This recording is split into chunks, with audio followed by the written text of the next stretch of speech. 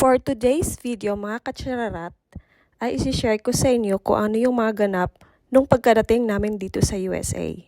90 days valid lang yung visa namin, kaya within 90 days dapat maikasal na kami dito. At ayan na nga yung itsura namin, sabog sa sobrang pagod, pati yung maleta namin wasak. Umabot ng 24 hours yung biyahe namin sa sobrang layo galing sa probinsya. At ayan si Sean, ayaw na magsalita. Yung unang ginawa namin ay nag-apply muna kami ng marriage license. At dapat within 30 days nung pag-apply namin ng marriage license ay maikasal na kami. Ganyan kabilis. Unang araw na paghahanda ay nagtitingin na kami ng design ng cake at pinuntahan na namin yung shop. Dito pwede kami mamili kung ano yung gusto mong design, kung gaano kalaki at kung ano yung flavor na gusto mo at saka yung mga fillings. So, ayan pala yung itsura ng shop. Sunod namin pinuntahan ay yung jewelry shop para mamili ng wedding ring. Ang pinakagusto ko dito ay meron siyang palibreng kape. Ayan. Bago ako magtingin-tingin ng mga singsing, nagkakape muna. May libreng pakape, chocolates at mga pang-snacks dito. So, ayan yung mga sample nila na singsing at pwede ka rin mag-request kung anong gusto mong design. Ayan, namimili na kami at nagsusukat na rin siya kung anong size ng ring. Nakadalawang stop pa lang kami pero ayan, nagutom na ako kaya dumaan muna kami ng Dairy Queen para mag-order ng food. Dito pala sa store na to ay may libreng coupon siya na every week may makukuha siyang 2 burger na free sa isang buong taon. Hindi ko lang alam kung paano at bakit. Basta ang alam ko ay may libreng 2 burgers kada linggo na free na niyang makukuha. Pagkatapos namin kumain ay nilakad na lang namin yung kabilang store para sa another naming bibilhin, yung mga tablecloth. So, pagkapasok mo pa lang ay ganyan yung itsura. Titingin-tingin muna kami kung may magugustuhang design at kulay. May nakikita na naman akong mga food. Ang lalaki ng mga popcorn nila, oh. Parang 1 taon mo na siyang kakainin habang nanonood ng movie sa bahay. Tignan niyo yung mga sibuyas, ang lalaki. Makabukol o agtang. Ang sarap sa mata, tignan yung mga makukulay na mga prutas at gulay dito. Ang next stop namin naman ay ang pagtingin ng venue. Dito sa venue, isi-celebrate namin ang aming sakalan. Kasalan. So, tara na! Tignan natin kung anong nasa loob. So, ganyan lang siya kalaki at kasimple. Simpleng kasalan lang kasi yung gusto namin kasi mabilisan nga lang. Ayan yung pinaka-itsura niya at binook na nga namin kung ano yung araw na gusto namin. And we're all set for this day. Day 2 naman tayo. Pumunta naman kami dito sa bridal shop para mamili ng susuoting gown. Dito ang daming pagpipilian. Lahat ng accessories na kailangan mo, andito na.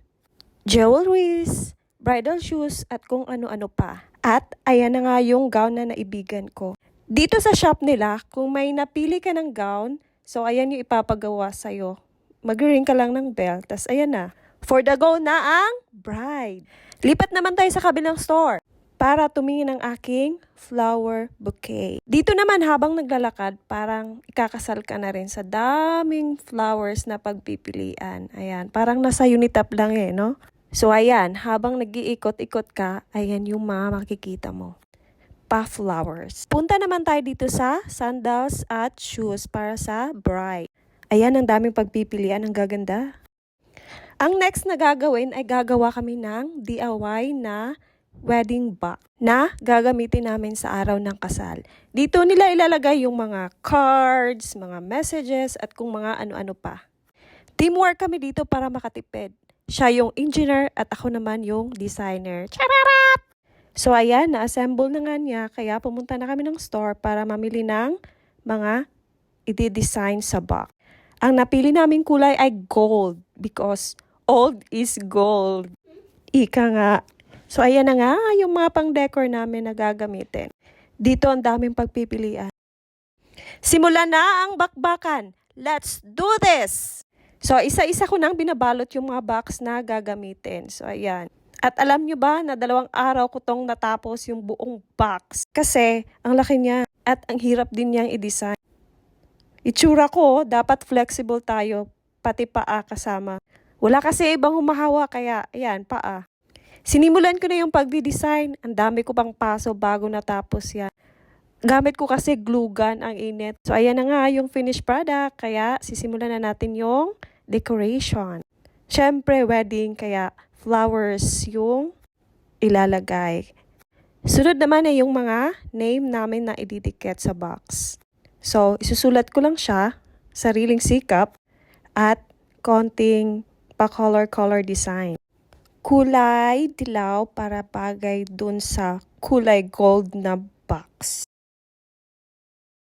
So, ayan na nga yung final touch. Tapos na siya. So, ayan yung itsura niya. Ooh, wow, proud yarn! Nagsimula na rin kami mag-search para sa aming catering. Ayan yung mga choices ng food nila.